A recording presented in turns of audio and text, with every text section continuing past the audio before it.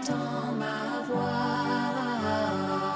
Il a penché vers moi son oreille et je le chanterai toute ma vie.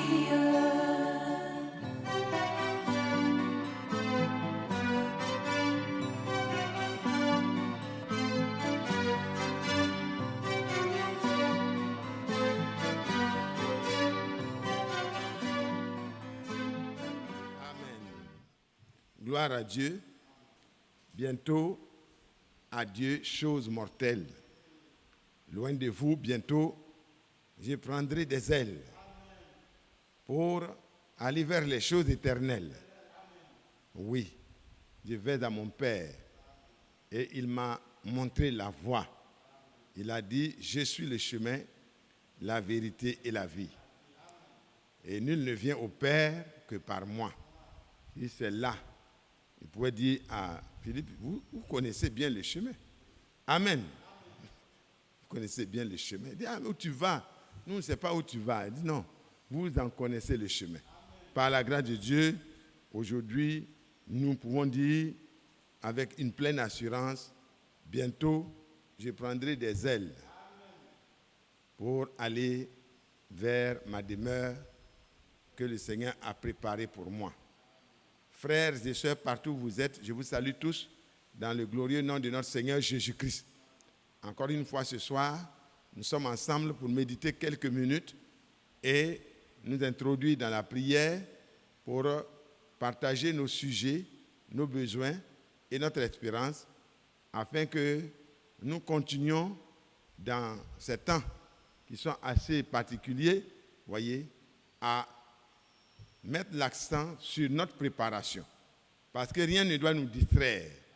Rien ne doit nous distraire. Des événements peuvent arriver à l'approche d'un examen, mais l'enfant qui s'est préparé toute l'année et qui sait que vraiment il lui faut cet examen, il ne se laisse pas distraire par les événements, même les événements de la famille. Il peut vraiment, et s'il veut réussir, il doit se mettre au-dessus de ces événements-là. Vous et moi, frères et sœurs, nous sommes dans l'attente de la venue du Seigneur pour nous chercher. C'est la promesse principale. Et vraiment, s'il y a quelque chose qui remue nos cœurs, qui réjouit nos cœurs, c'est le fait de savoir que nous sommes le choix de Dieu. Dieu a porté son choix sur toi et moi. Ça, c'est une réalité. Dieu n'a pas fait cela en se trompant. Non, il ne se trompe pas. Il a connu d'avance, oui, chacun de nous. Il connaît les difficultés que nous pouvons connaître à un moment donné de l'histoire de notre marche.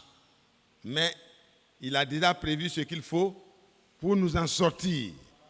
C'est ce qui fait que le chrétien peut aller de l'avant, d'espérance en espérance, dans une pleine assurance.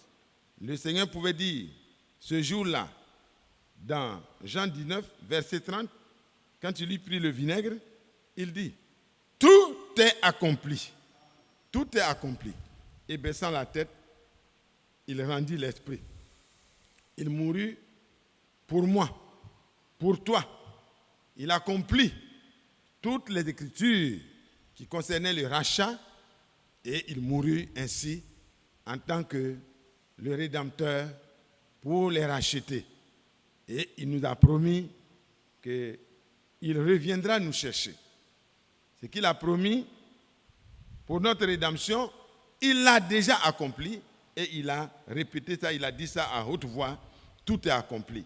Un jour aussi, pour ce qui concerne notre grande espérance, qu'il viendra nous chercher, oh là là, c'est les élus qui diront, Seigneur, nous nous rendons compte que tout est accompli. Il nous a promis, nous avons espéré et aujourd'hui, c'est aussi accompli. Parce que le Seigneur, dans son tout accompli, tout ce qu'il fallait pour qu'un jour, il puisse venir nous chercher, il a tout réuni dans la rédemption. Que Dieu bénisse chacun de nous. Il n'y a donc pas à se décourager. la pandémie est là, mais il y a mieux que la pandémie à regarder. On ne doit pas être là en train d'utiliser le nom de cette vilaine maladie comme si c'était le nom qui mérite d'être prononcé dans toutes les télévisions, dans les radios. On parle de ce nom. Mais nous avons un nom qui est au-dessus de tout nom. C'est ce nom-là qui nous intéresse. Le nom de Jésus. Les hommes ont voulu faire taire les témoins de Jésus au sujet de ce nom, mais ils ont dit non. Dans le ciel, sur la terre, il n'y a aucun autre nom qui a été donné par lequel nous devions être sauvés. C'est le nom de Jésus-Christ de Nazareth. Jésus-Christ notre Seigneur. Jésus-Christ notre Sauveur. Jésus-Christ, celui qui nous a donné sa vie. Nous ne pouvons pas ne pas prononcer son nom dans nos prédications. Ils ont dit, vous pouvez prêcher tout, mais laissez le nom de Jésus. Ah non, nous ne sommes pas dans le mouvement œcuménique. Nous sommes des chrétiens. Nous avons été rachetés et la signification même de notre existence, c'est Christ. Donc on ne peut pas laisser ce nom-là. Et ils ont été battus et finalement ils ont payé de leur vie le fait qu'ils avaient mis toute leur confiance en Jésus-Christ. Nous l'avons chanté. Sauvé, je ne me glorifie qu'en Jésus-Christ. Pour la terre et le ciel, ma vie, c'est Jésus-Christ. Alléluia. Et bientôt, adieu, c'est pour aller chez Jésus-Christ. Amen. Ça fait plaisir de marcher avec ce Dieu-là. On va donc, là où nous sommes, ceux qui peuvent baisser la tête et pour se lever du moins, on va lire quelque chose et puis après, on va prier. Notre Père et notre Dieu. On va nous approcher de la parole de Dieu, on va s'approcher de ta sainte parole. Nous voulons te demander ta conduite pour ouvrir le Saint-Livre. Au nom de Jésus-Christ. Amen. Nous allons prendre dans le livre de Proverbes 16. Proverbes 16. À partir du verset 20. Proverbes 16, verset 20. Celui qui réfléchit sur les choses trouve le bonheur, et celui qui se confie en l'Éternel est heureux. Amen. Celui qui se confie en l'Éternel est heureux. Le psaume 33.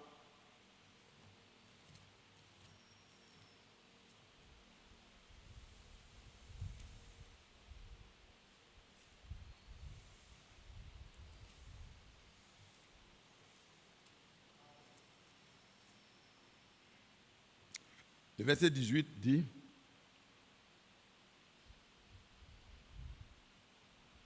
voici, l'œil de l'Éternel est sur ceux qui le craignent, sur ceux qui espèrent en sa bonté. Amen. Ceux qui espèrent en sa bonté, qui se confient vraiment en sa bonté. Amen. C'est la réalité. Et le chapitre 34, juste devant, le verset 7 et 9.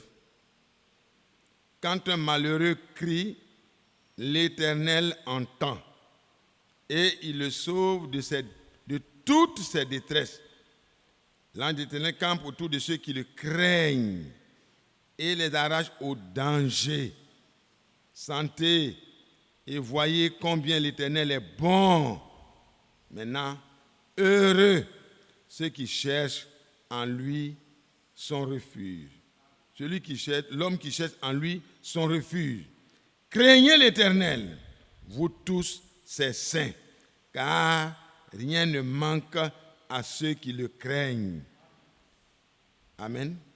Les lionceaux éprouvent la disette et la faim, mais ceux qui cherchent l'Éternel ne sont privés d'aucun bien. Amen. Que Dieu soit loué. Encore une fois, nous avons lu, Père, nous demandons que tu nous aides à méditer quelques instants au nom de Jésus-Christ. Amen. Vous voyez, ce soir, je veux nous exhorter à nous confier en lui à espérer en lui, à mettre en lui notre confiance dans la crainte qui lui est due. C'est très important pour nous. Nous avons reçu du Seigneur la promesse qu'il va revenir nous chercher. Il a dit dans Jean 14, le verset 1. Il n'a pas fait une déclaration seulement, mais dans la suite, comme vous l'avez lu, dans Jean 19, verset 30, il a accompli tout ce qu'il fallait pour que sa promesse pour chacun de nous puisse accomplie. Parce qu'il faut que celui qui doit hériter de cette place, cette cité, qu'il est parti préparer pour nous, il faut que nous puissions avoir une vie qui ressemble à la vie du Seigneur lui-même. La sainteté et la pureté. Et tout cela a été obtenu pour toi et moi dans la rédemption. Le Seigneur, donnant sa vie à la place de celui qui est coupable, nous donne en échange sa bonne vie, puisqu'il a crucifié notre ancienne vie avec lui sur la croix. C'est ainsi que, frères et sœurs, la promesse que le Seigneur nous a donnée va s'accomplir. Mais entre la promesse et son accomplissement, nous avons besoin de marcher avec Dieu dans la crainte qui lui est due. C'est pourquoi il est dit, ceux qui craignent l'Éternel ne manquent de rien. Amen. Il dit, quand un malheureux crie, l'Éternel l'entend. C'est le psaume 34, verset 7. Et il le sauve de toutes ses détresses. Pendant le temps qui nous sépare de ce moment ultime de l'enlèvement, il peut nous arriver et il nous arrivera des tribulations et des détresses. Pas la grande tribulation, mais des détresses, des difficultés. Mais sache et rappelle-toi que le Seigneur a fait la promesse de venir te chercher, de venir me chercher. S'il n'a pas épargné son propre fils, Romains 8, verset 32, mais il a livré pour notre rédemption, il ne manquera pas de prendre soin de toi quand, traversé par un malheur, tu crieras à l'Éternel. Il te sauvera, mon frère. Il te sauvera, ma soeur, des détresses auxquelles tu fais face. Si c'est des détresses spirituelles, parce que tu traverses un moment de baisse par rapport à ton intimité avec Dieu, c'est une des plus grandes détresses que je puisse connaître. Parce que quand vous n'êtes pas dans la bonne communion avec Dieu, vous manquez de beaucoup de choses. Parce qu'il est dit clairement, les lionceaux éprouvent la disette et la faim. Mais ceux qui cherchent l'Éternel ne sont privés d'aucun bien. Donc, la richesse, ce n'est pas de courir derrière la richesse, mais de chercher l'Éternel. De mettre le Seigneur au devant de toute notre vie. Et que le Seigneur puisse trouver en toi et moi des personnes qui lui font confiance. Parce que se confier en l'Éternel, c'est lui faire confiance. C'est lui remettre réellement tout ce qui nous concerne sans avoir peur de ce qui adviendra. Il le sauve de toutes ses détresses. Le verset 8 dit, l'ange de l'Éternel campe même autour de ceux qui le craignent et les arrache au danger. L'ange de l'Éternel, c'est la présence du Seigneur dans une forme angélique. Il campe autour de ceux qui le craignent. Et la crainte de l'Éternel, c'est ça qui est le commencement de la sagesse. Et craindre Dieu, c'est de faire les choses en accord avec sa parole, avec sa volonté.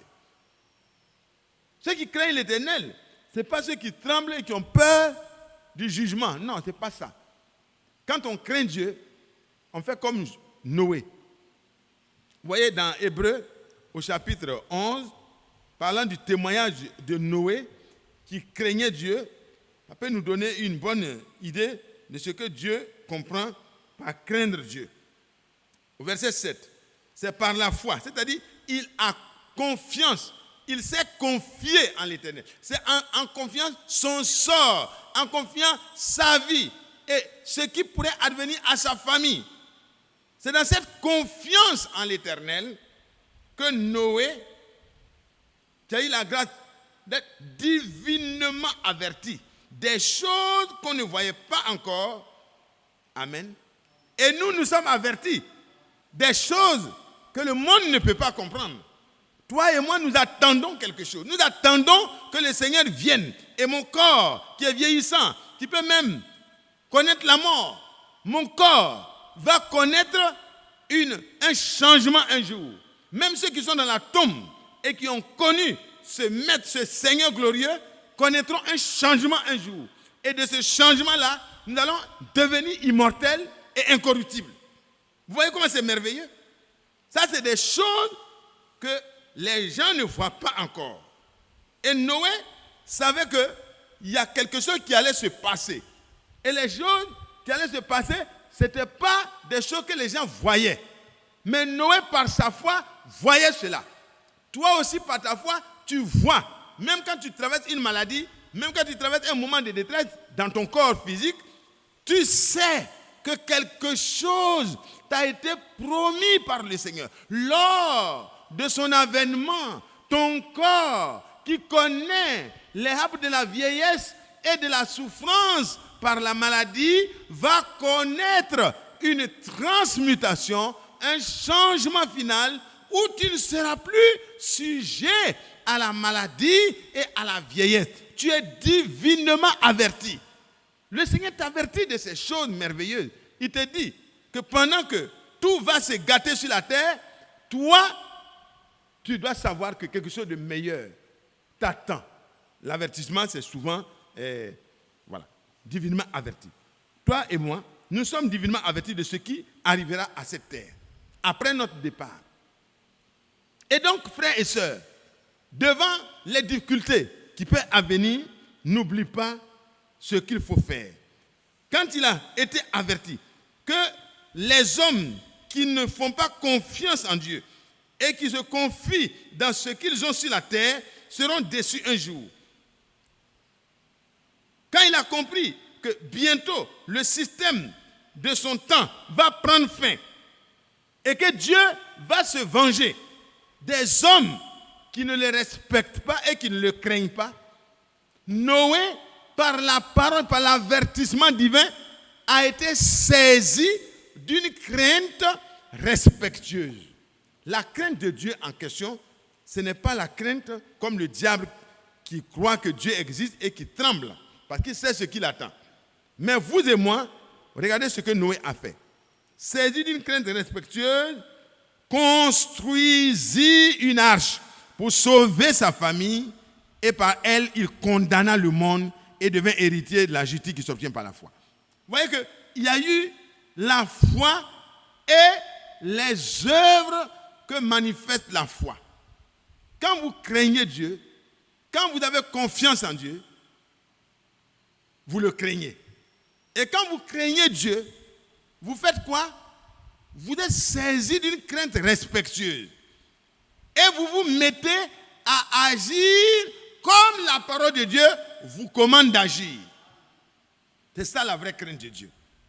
Vous laissez votre propre programme, vous laissez ce que vous-même vous pensez et vous agissez selon ce que le Seigneur vous a dit.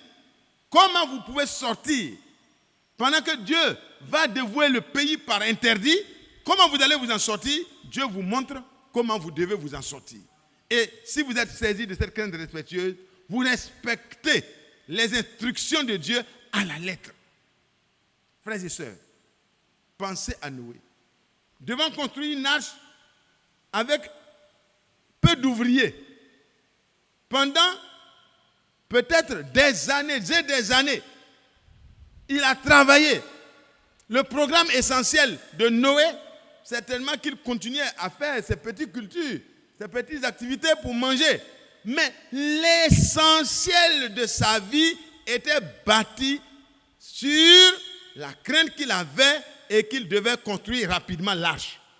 Toi et moi, nous devons craindre le Seigneur parce que pendant que dans la crainte du Seigneur, nous nous mettons à exécuter l'ouvrage de la volonté de Dieu, le Seigneur campe autour de nous et s'il arrive un danger, il nous arrache à ce danger.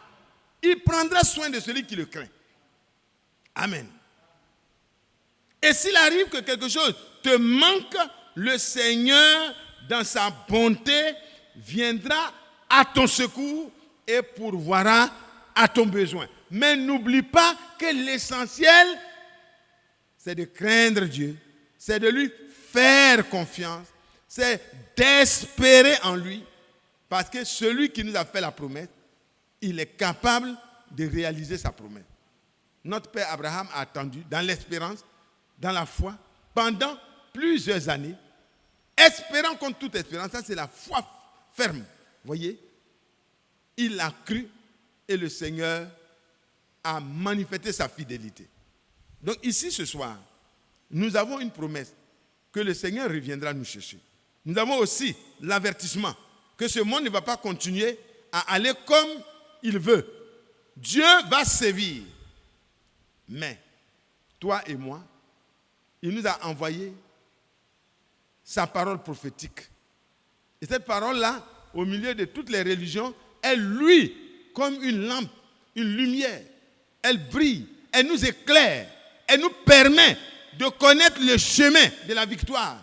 Elle nous permet de connaître le chemin qui nous permet d'accéder au secours de Dieu dans nos détresses. Et le secours final, c'est quand il viendra te chercher, toi et moi, pour aller auprès de lui. Quand une femme est fiancée et que le jour du mariage arrive, oh là là, c'est la séparation d'avec les parents.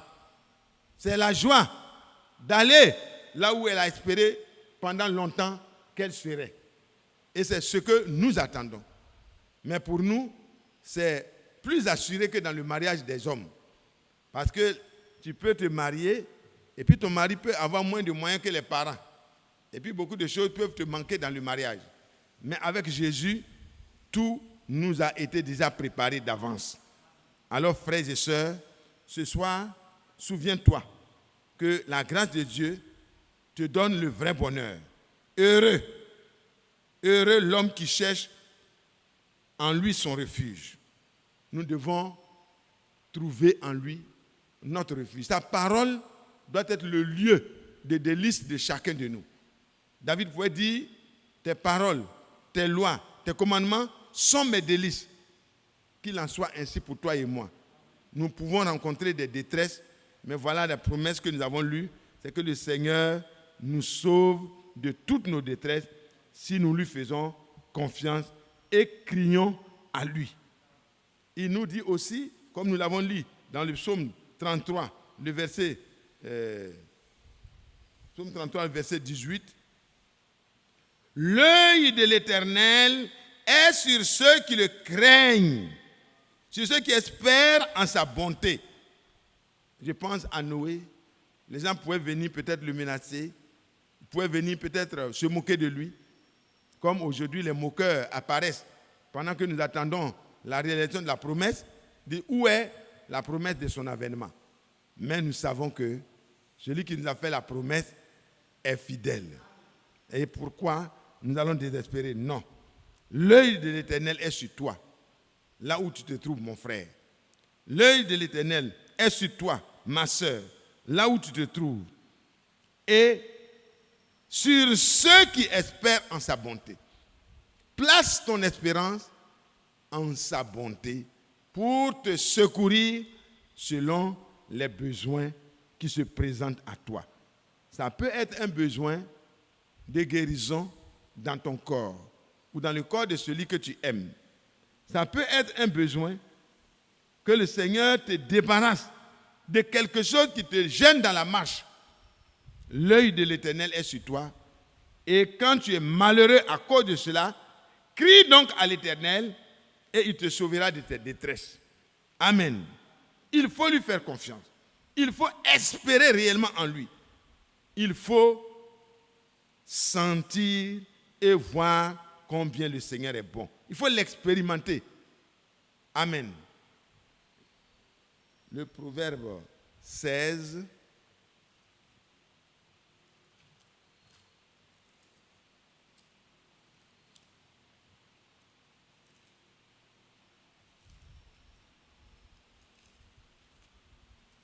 Proverbe 16, le verset 20. Celui qui réfléchit sur les choses trouve le bonheur. Et celui qui se confie en l'Éternel est heureux. Le bonheur, ce n'est pas en dehors de cela, frère. Si notre confiance est totale en lui, qui contrôle toutes les situations, alors nous connaîtrons le vrai bonheur. David pouvait dire, oui, le bonheur et la grâce m'accompagneront tous les jours de ma vie. Pourquoi? Parce que comme une brebis, je repose entièrement avec confiance en lui. C'est important pour vous et moi. C'est vraiment indispensable pour notre vrai bonheur. Amen. Que Dieu permette à chacun de nous de placer entièrement et totalement notre confiance en lui. Heureux celui qui se confie en lui. Si vous interrogez Joseph, il n'était pas dans des conditions heureuses au départ. C'était difficile. Quand tu es amené captif dans un pays étranger, ce n'est pas forcément évident que tu vois ce bonheur-là. Pourtant, le psaume et le proverbe étaient déjà écrits. Peut-être Daniel, peut-être Joseph. Voyez, les autres, les vainqueurs, le Seigneur leur a fait connaître par la révélation que le bonheur n'est pas dans la situation où tu te trouves, non.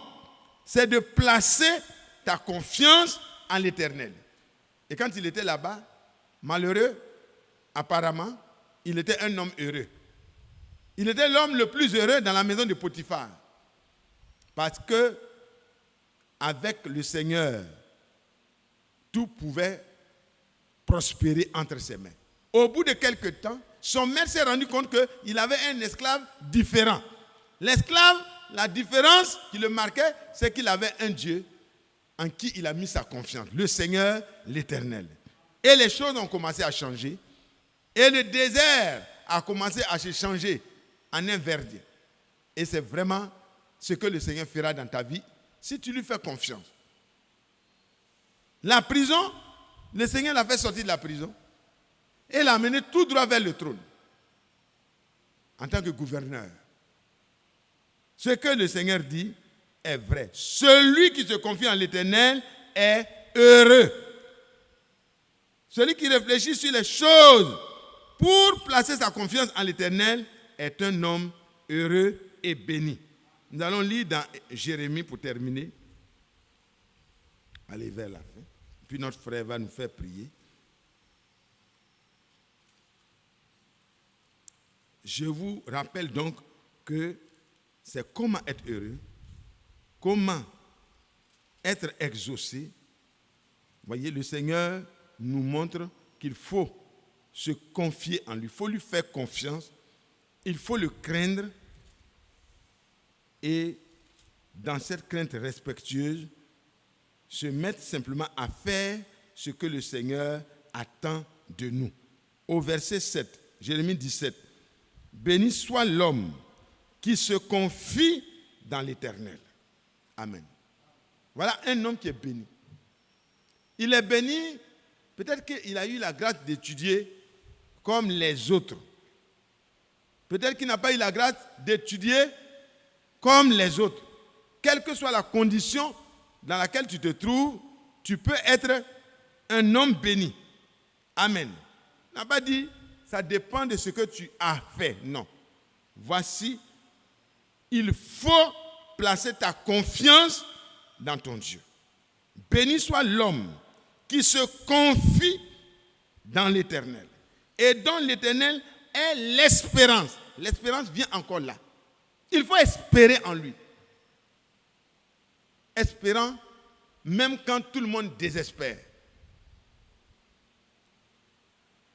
Et la comparaison est vite tirée. Il est comme un arbre planté près des eaux, qui étend ses racines vers le courant. Il n'aperçoit point la chaleur quand elle vient, et son feuillage reste vert. Dans l'année de la sécheresse, il n'a point de crainte, et il ne cesse de porter du fruit. Voilà le bénéfice de se confier en l'Éternel. Voici le bénéfice de l'homme qui place dans son Dieu toute sa confiance. Il n'a pas voulu que ce soit une partie de notre confiance, mais vraiment toute notre confiance. Que Dieu aide chacun de nous. Je ne sais pas dans quel besoin nous pouvons être. Chacun a des besoins différents. Mais le besoin le plus pressant, je le crois bien, c'est notre préparation. C'est l'état de notre cœur.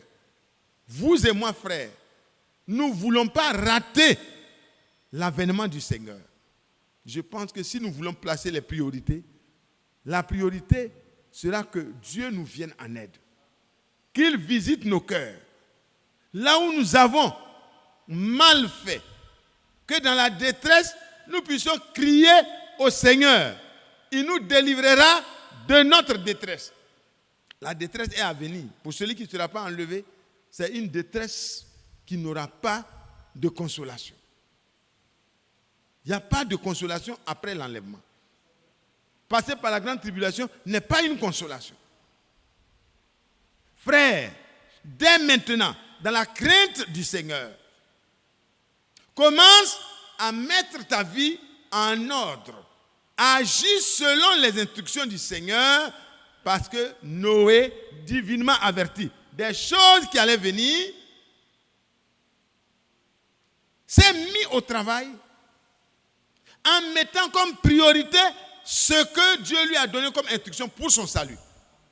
Et Dieu a visité notre temps avant qu'il ne dévoue par interdit la terre. Il nous a donné la parole pour refuge. Il nous a montré les éléments qu'il faut ajouter l'une après l'autre dans notre vie pour construire un temple pour le Seigneur. Frères et sœurs, ça fait longtemps qu'on se prépare. Il faut que bientôt on finisse la préparation. Ne regarde pas les éléments extérieurs te distraire. Concentre-toi sur ta préparation. Là où tu te trouves, place toute ta confiance en lui. Si des choses te manquent, il est dit, déchargez-vous sur lui de tous vos soucis et continuez la marche. Ne vous laissez pas arrêter par l'inquiétude. Ne vous inquiétez de rien, mais en toute chose, faites connaître à Dieu vos besoins et continuez la marche. Ne laissez pas des choses extérieures venir remplir votre esprit, votre pensée, parce que là, le combat sera gagné par l'ennemi. Parce que ce qui doit remplir notre esprit et gouverner, voyez, nos pensées, c'est ce qui était déjà prédestiné pour nous. Noé n'a pas pris autre chose. Tout ce que Dieu lui a dit de prendre pour mettre dans la construction, c'est ce que Noé a fait. Dans le chapitre 7, je crois, il a dit, Noé fit exactement tout ce que le Seigneur lui ordonna de faire. Et alors, c'est là que le Seigneur va le faire entrer dans l'âge qu'il a construit. Je pense que c'est le Genèse 6, le verset 22. C'est ce que fit Noé. Il exécuta tout ce que Dieu lui avait ordonné. Et pour notre départ bientôt dans l'enlèvement, frère, ça ne se fait pas par l'enthousiasme. C'est de laisser la parole qui a été donnée pour notre préparation trouver sa place exactement comme Dieu l'a ordonné. Et c'est important pour vous et moi. Que notre esprit se nourrisse des saintes Écritures. Que notre esprit soit occupé. Et vous pouvez lire à la maison, pour votre instruction, les choses que vous connaissez bien en rappel.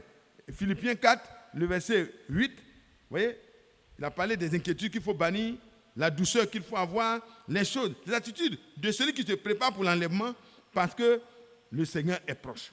Et au verset 8, il dit, au reste, frères, que tout ce qui est vrai, ce qui est honorable, tout ce qui est juste, ce qui est pur, tout ce qui est aimable, tout ce qui mérite l'approbation, ce qui est vertueux et digne de louange, soit l'objet de vos pensées. Vous voyez, frère, on peut être accablé par beaucoup de pensées, mais nous devons méditer jour et nuit et nous devons placer en l'Éternel toute notre confiance. Il dit, malheur à l'homme qui se confie en l'homme, mais heureux et béni soit l'homme qui se confie en l'Éternel. Il est comme un jardin qui est arrosé, un arbre planté près d'un courant d'eau, d'un fleuve. Et vous ne voyez pas les racines de cet arbre, mais les racines sont à l'intérieur. Ça plonge jusqu'au torrent. Et alors, quand la sécheresse envahit toute la terre, quand vous passez à côté des fleuves, vous voyez que si le fleuve n'a pas tari, vous voyez que tous les arbres qui sont au bord du fleuve gardent leurs feuilles vertes. L'enfant de Dieu, même dans les moments de détresse comme la terre connaît aujourd'hui, en attendant la venue du Seigneur, doit remplir ses pensées, voyez, de tout ce qui est décrit ici dans Philippiens 4, verset 8. Frères et sœurs, le temps est venu, bientôt nous allons nous en aller. Espérons vraiment dans ses promesses. Confions-lui notre vie de manière totale. Confions-nous en lui. Les premiers qui se sont confiés en lui n'ont pas été confus. Nous avons lu les promesses qui concernent ceux qui se confient en lui. Ceux qui l'ont craint et qui saisissent des incrédits respectueux se sont mis à mettre en application sa parole, n'ont pas été déçus. Pensez un seul instant, si Joseph n'avait pas la crainte de Dieu, frère Jacques, si Joseph n'avait pas la crainte de Dieu, il était seul, il était avec la femme, les propositions de la femme étaient alléchantes. Il aurait pu laisser les affaires de Dieu de côté pour chercher son avenir. Mais dans la crainte de Dieu, saisi d'une crainte respectueuse, il mit en pratique la parole de Dieu, même en face de la mort. Même en face de la mort. Et quand la décision devait tomber pour que sa vie soit ôtée, Dieu a inspiré son maître. Il n'a pas été mis à mort. Ceux qui craignent l'Éternel, ceux qui se confient en lui, sont toujours protégés. Et il ne manque de rien. Plus tard, c'est lui qui donnait à manger à tout l'Égypte et à toute, en tout cas une grande partie de la terre. Vous et moi, nous ne devons pas craindre pour faire des compromis dans la parole de Dieu pour des avantages terrestres. Non. Si tu l'as fait, répands-toi, corrige et mets-toi en ordre. Parce que le temps des compromis est fini. C'est le temps où chacun de nous doit revenir à la parole et puis s'en tenir à la parole et saisir d'une crainte respectueuse, espérant dans les promesses de Dieu, se mettre à travailler comme la parole de Dieu l'ordonne. Et notre vie donnera gloire à Dieu. Et le Seigneur accomplira promptement sa promesse à ton égard, à mon égard. Que Dieu bénisse chacun de nous et que nous ne soyons pas découragés par les événements qui nous environnent. Que notre esprit ne se remplisse pas de ces problèmes de corona, de ce problème mondial. Non, que notre actualité soit la venue du Seigneur. Que rien ne nous distrait, frère. La venue du Seigneur est imminente. Que le Seigneur bénisse chacun de nous. Quand moi j'entends le frère Franck répéter plusieurs fois, Seigneur, tu peux laisser aller ton serviteur en paix, car j'ai accompli le mandat que tu m'as confié et j'ai vu l'évangile aller jusqu'aux extrémités de la terre partout. Quand j'entends ça, il y a 80 ans, Dieu parlait aux frères, en tout cas plus de 80 ans, Dieu parlait aux frères Branham. Ça fait plus de 80 ans. Mais aujourd'hui, frère, ce message qui doit préparer la venue du Seigneur dans le cœur des rachetés, ce message est allé jusqu'aux confins de la terre, jusqu'à arriver à des gens comme moi. Frère, qu'est-ce qui nous reste?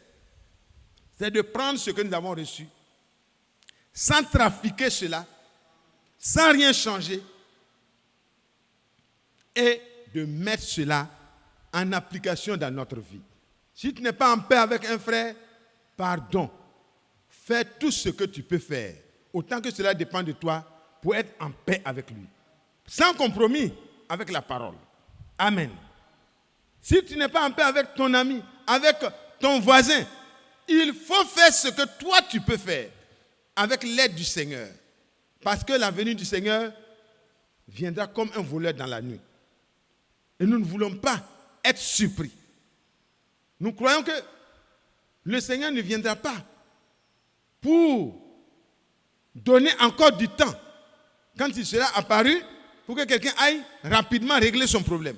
Donc c'est le moment favorable pour demander le secours du Seigneur dans notre détresse. Que la grâce du Seigneur nous permette de sentir notre misère spirituelle et de courir à lui pour qu'il nous aide. Heureux ceux qui se confient en lui. Ceux qui le craignent ne manquent de rien. Même les lionceaux peuvent manquer de quelque chose. Mais si tu crains le Seigneur, tu confies en lui, le Seigneur s'occupera de toi spirituellement comme dans les besoins de la vie. Ne fais plus de compromis.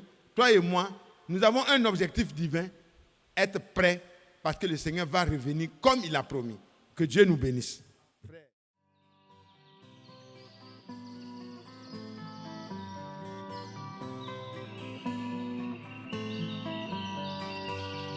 J'aime l'Éternel, car il entend ma voix. Il a penché vers moi son oreille, et je le chanterai.